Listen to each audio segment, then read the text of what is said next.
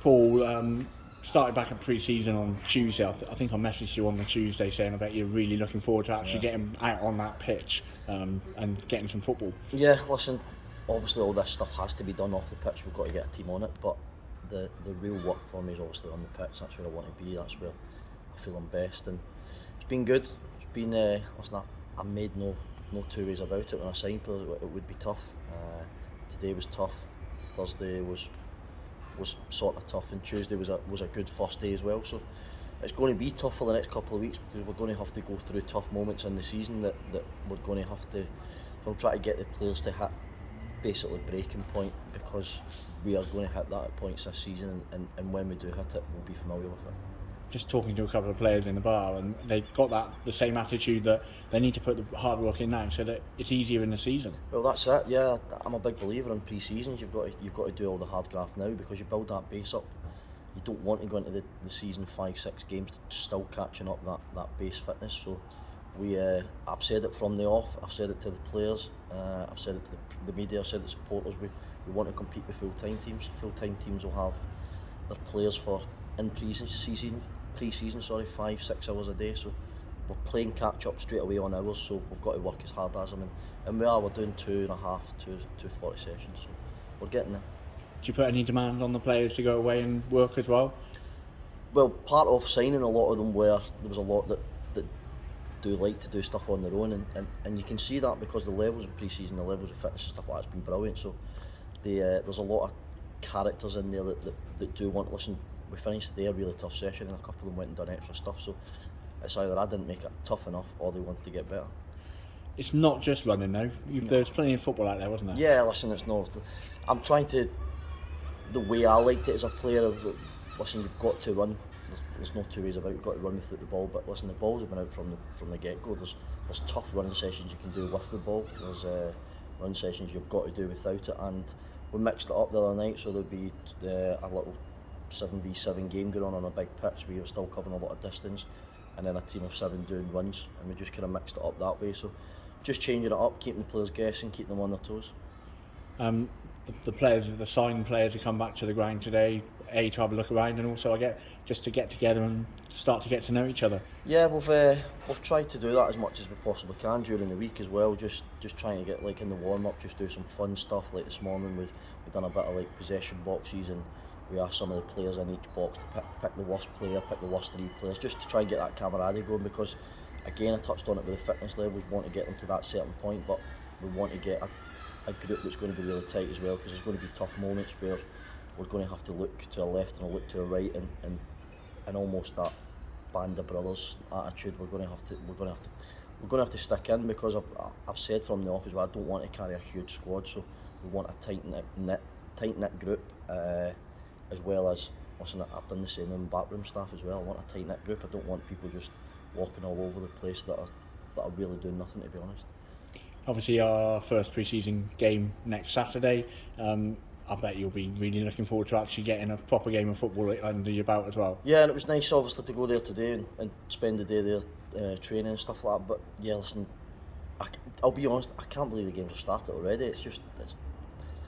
There was moments where it's been really. Listen, I've slept in the office, as you know, Jamie. I've slept in the office a couple of nights, and I've been down here quite a lot. I've done a lot of travelling to get up and down, meeting players and all the rest of it. So just to come 3 o'clock next Saturday and hearing that whistle blow, that's when I'll know it's been well worth it. Obviously, you talk about the camaraderie and the close-knit kind of team. I guess that also extends to the fans and the crowd and the important role they can play on a match day as well. Yeah, 100%. Yeah, listen, the backing they've gave us so far has been brilliant. We actually had a couple, I think they were the young lads' parents, but a couple of supporters that training this morning we were talking to us and stuff like that, and they were really positive. But I know for a fact, and again I keep going back to one of my first interviews in the fans forum, I don't promise that we're going to go and win 35-40 games. Listen, that's what we all hope for, but I do promise we've all got a fit, really hard working team with loads of character that these fans will react to. Because again, I came to the game last year at the end of last season, and there's a feel that the place is desperate to get going, but they need something on the pitch to get them going, and I believe I've got characters on the pitch. I've got people that will run non-stop, and supporters will react to that. What are you like on the sideline? My character is to be quite lively. I'll be quite jumpy. I'll be one of those ones that'll be not on referees, but I'll contest every decision. I'll be full of encouragement, knowing I'm one of these.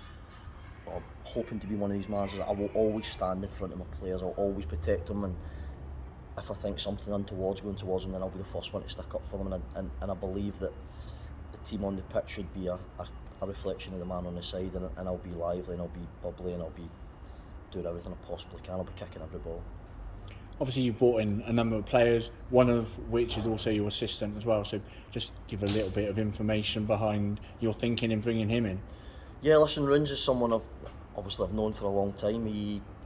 I wanted someone to play that's played at the level.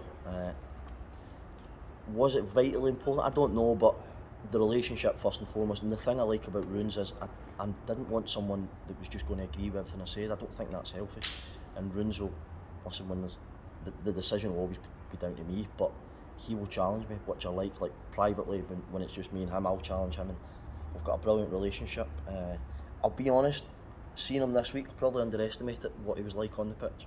He's still got a lot of quality.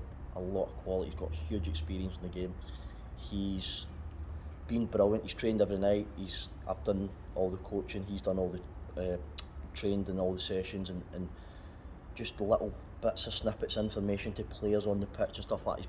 He's been invaluable, and I'm really looking forward to it. He'll be a brilliant asset for us both on and off the pitch.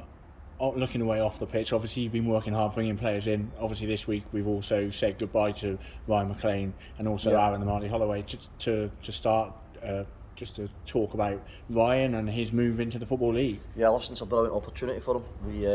We obviously had agreed a fee beforehand to a National League club, which didn't quite materialise, but listen, I've said from the get-go, when players come and knock on the door and don't want to be at the club, then I'm fine with it. Once they make that decision, then I'm happy for them to move on. So I want players here that's going to be committed, that's going to want to play for this club. But it's a brilliant opportunity for Ryan. I wish him all the best. And as Aaron Amadi Holloway made it very clear at the end of last season when I spoke to people that he couldn't commit to Tuesday evenings, which obviously we play games on Tuesday evenings, where he couldn't commit to Thursdays. He didn't like training on 4G. So there was a lot of stuff that Aaron wasn't quite on board with. So from the get-go, I was happy for Aaron to leave the club, which he has done so now. So we wish them both of them all the best.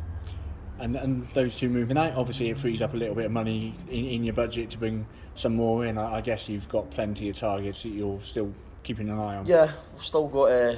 I still think we're good. Be honest, 5-6 bodies short, which we will continue to work hard with. Listen, we all know we're working within a certain budget, and there's teams that we're finding it difficult to obviously compete with, but that's the nature of the business. Nobody's complaining, so we are still ticking off names. We're still speaking to people, and listen, I'm well aware we need 2-3 centre halves. I'm fully aware of that, so hopefully we'll announce 1 or 2 in the next week or so. You enjoying life as a manager?